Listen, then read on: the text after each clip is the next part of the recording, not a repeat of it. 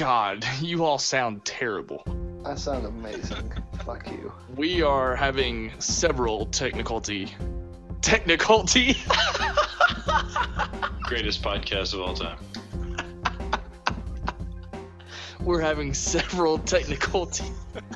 This is so shitty, they're gonna take back the domain. Technical difficulties tonight. All right, straight face. We just got out of episode 1 of season 2. I've already forgotten about it. First impression, Jaye Williams gets a little hot over the fact that there's going to be nudity in this episode. Yes, it was. It's what I require of my HBO shows. It's any other thing belongs on FX. The second that screen came up, the parental advisory, I knew it was only going to be dude butt. I knew it, and I was right. It was only dude butt. Absolutely wrong. There was boobies. Yeah, there were cam horror boobies. That was you barely saw those boobies. You did not see those boobies. I saw them. They were inferred. Those boobies were inferred. There was nipple flashing. I paused, zoomed, screenshotted. Enhance. All right. Enhance the hell out of that shit. It's me, Ryan Snelling, by the way. I'm accompanied by my co-host, Jaye Williams. Hi, Jay. What's good? And also joining us, Phil Wilson and Wilson Jeffrey. We couldn't even... It was only a week worth of doing shows where Kevin Booth is already tapped out. He's got another commitment. He can't join us for the next few weeks. Not to be trusted. And Cody Hecker, he couldn't make this episode either, but hey, he just got engaged. So there you go. Congratulations, Cody. Woo! Hey, good for him. Nicely done. He still won't let me into his relationship. I don't really know why, but anyway. Whoa. Rewind. Elaborate. Can I just say one thing real quick? There was, we might not have had a lot of boobies. We did have some erect Rachel McAdams nipples. Yes. And an erect Taylor Kitsch penis. So. Yeah. Well, we didn't see that one. Right. It was inferred as Ryan pointed out. So. Go right into it. What do you think of those opening titles? Amazing. Like very cool. My graphic design brain, it was like I took a Taylor Kitsch blue pill and had a Taylor Kitsch boner. It was pretty fantastic. Yeah. It's a little peppier than season 1's opening Was credits. it? Do you like the song? I fucking love the song. You like that song? I'm probably gonna watch it again. What's the guy's name that writes all that music? Boone Job. T-Bone Burnett. Okay, yeah. A little guy that some people might have heard of. The opening titles, they were like kind of, they were very similar to the last one in the sense that they had that kind of overlay of different characters over the city with this kind of weird psychedelic space colory thing going on. I thought it was pretty cool. Yeah. So it was similar enough to the season 1 intro to where you could tell, it's the same series. But I'm really glad they switched up the music because I enjoyed the hell out of that song.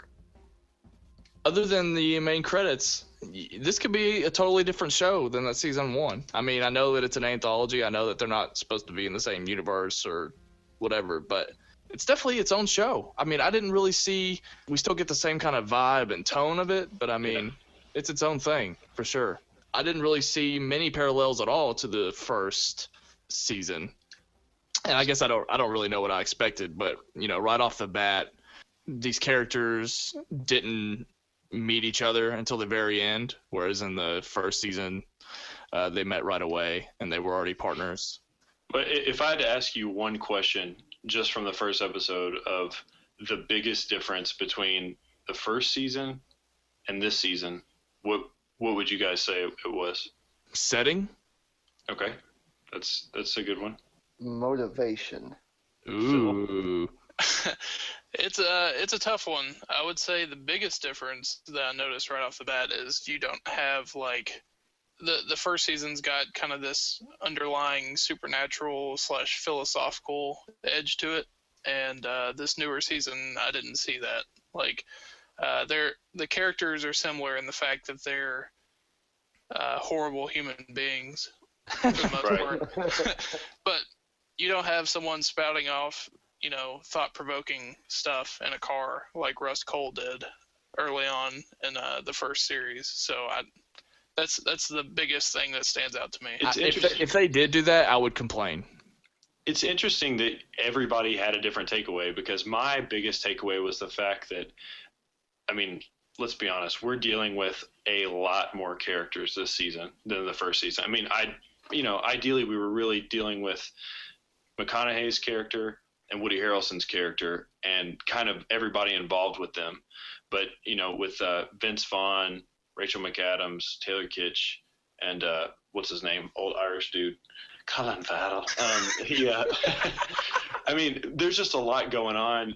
Did anybody find it at all, I don't know, a little hard to follow, jumping around to the storyline so much?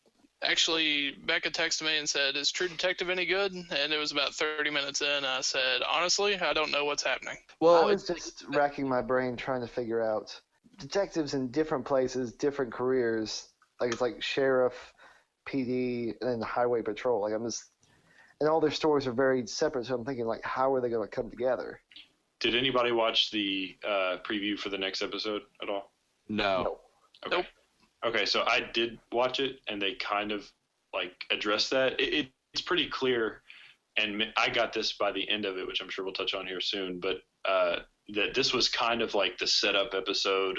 We're gonna see what everybody's, not necessarily, I don't know what anybody's motivation is behind like what's going on, but it just seems like someone said they're all complete assholes. They're all very flawed characters, and yeah, it's just dark. It's just a really dark group of people.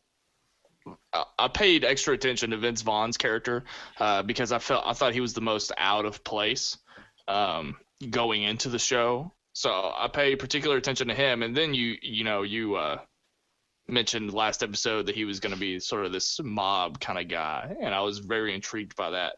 He was probably the lesser evil.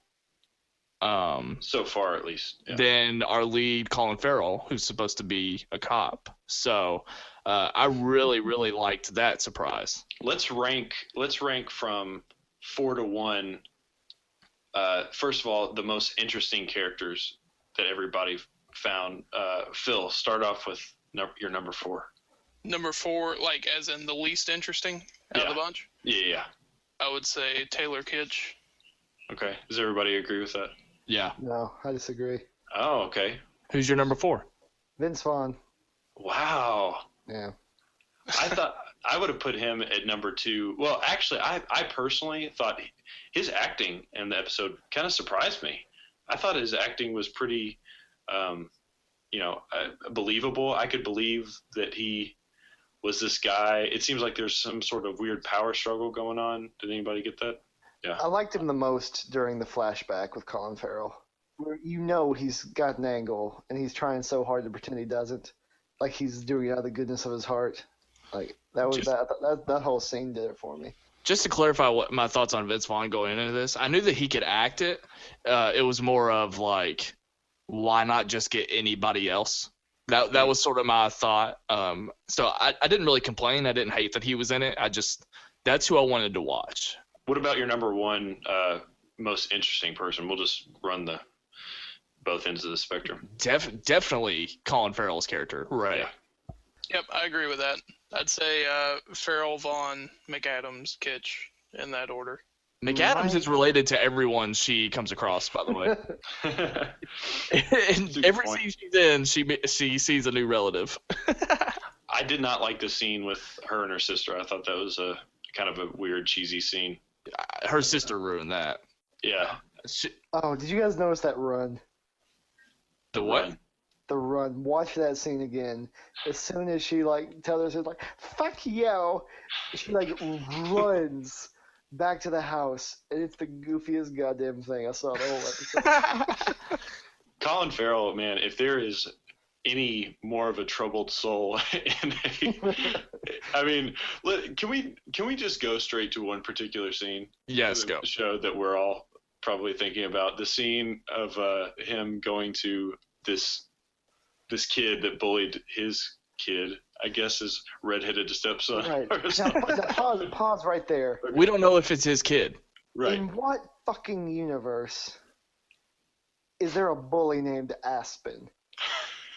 It's California. His line was great. He said, "That's a boy's name."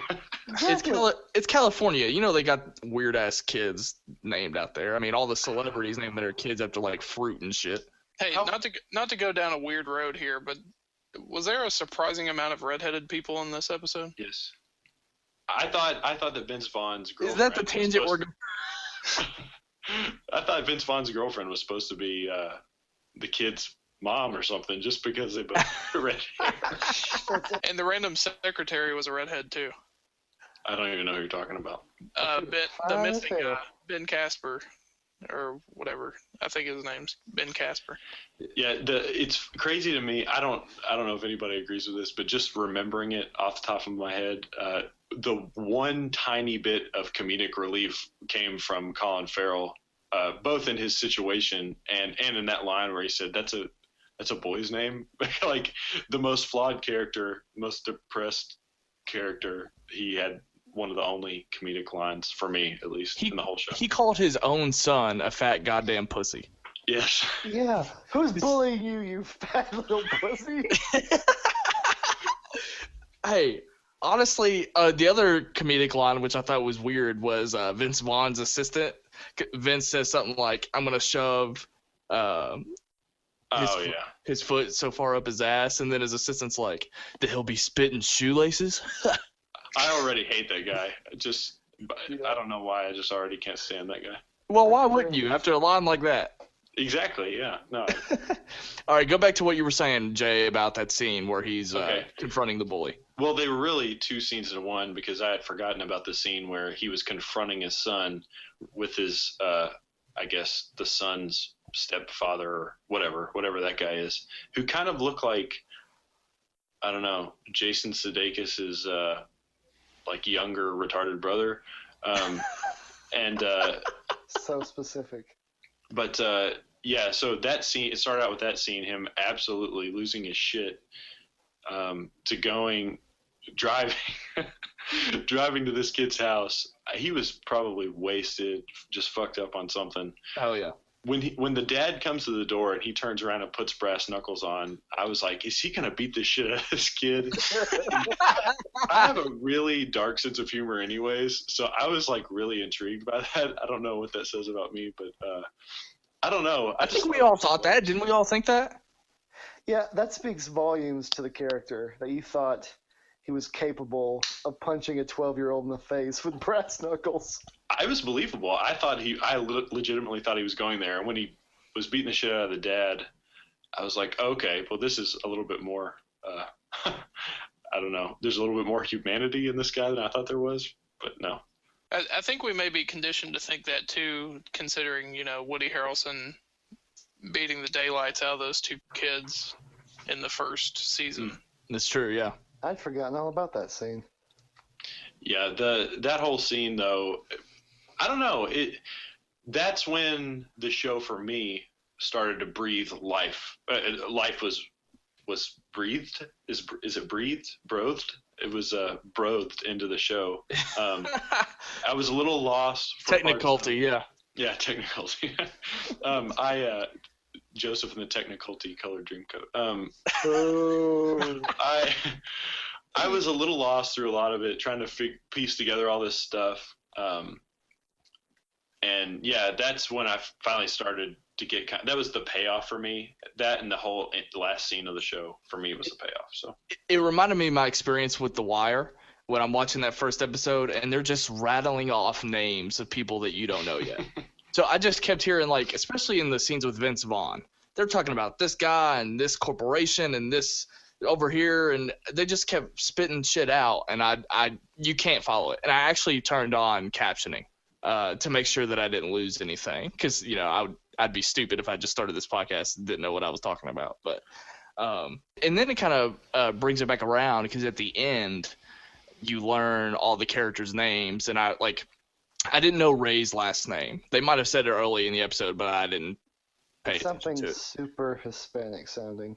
I just remember like one of the names that Vince Vaughn spit out ended up being Ray's last name in the final scene when they introduce each other. Did that relationship or whatever that is that they have with each other, did that catch you off guard? I loved it. I did too. I thought that was a really cool a really cool scene.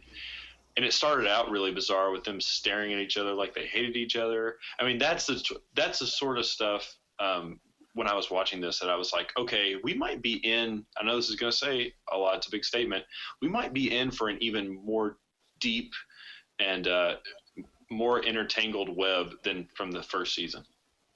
I mean, why wouldn't you be when they have all these new characters? Exactly. I mean, they have all the, it's gotta be more complex. Or otherwise one character is just going to come out completely useless to the entire thing, which I don't think they would do. So, yeah, I don't know. Phil, what did you think about that scene, man, with him about to beat the shit out of a little kid with brass knuckles? Is Phil here with us? Wait. Are you all there? There he is. Yeah, we're here, bro. What happened? My internet just randomly cut out and then came right back on.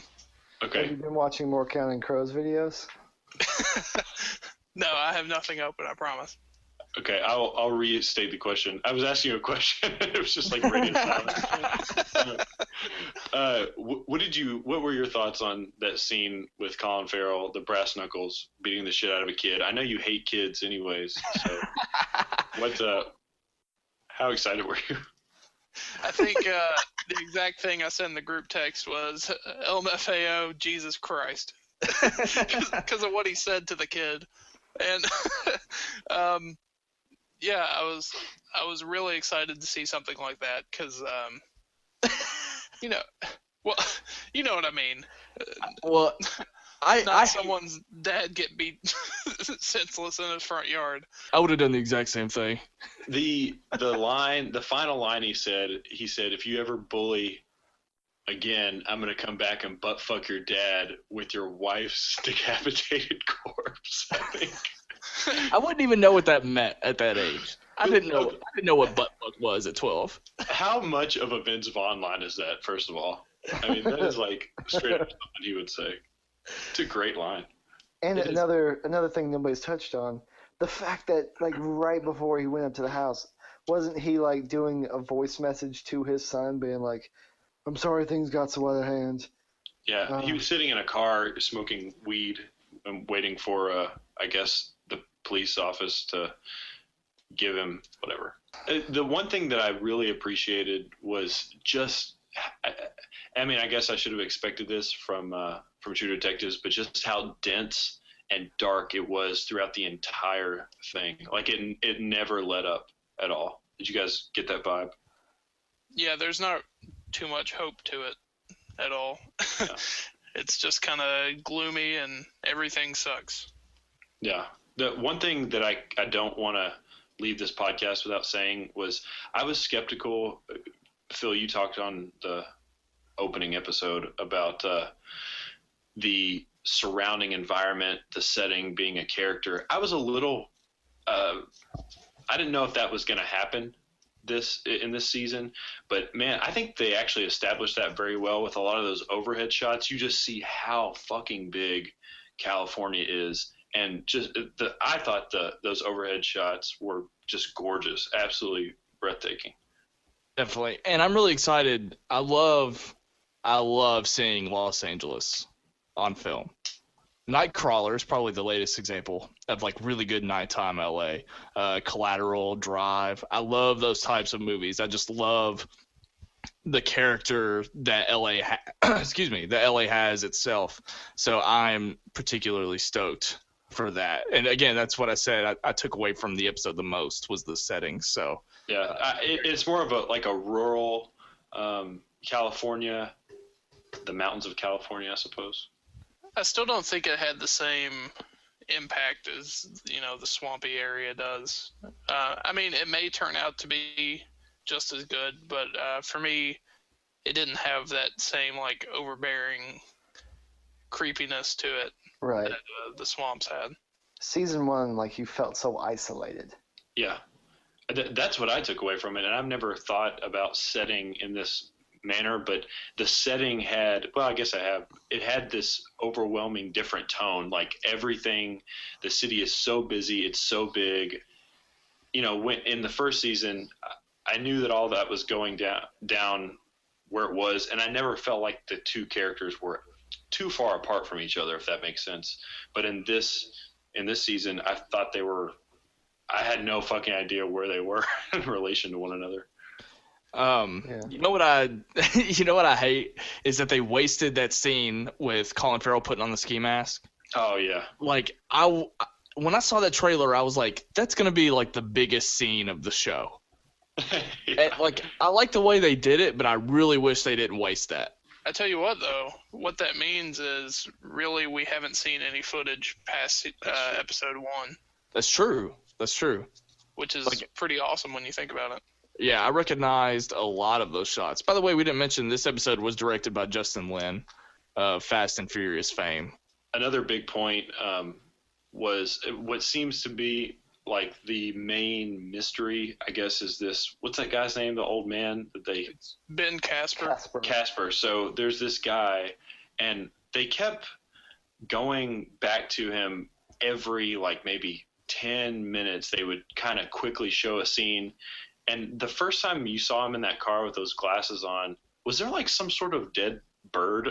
It looked like there was, like, a dead bird in the car with him. There's a dead bird beside him. There's like fucking a crow.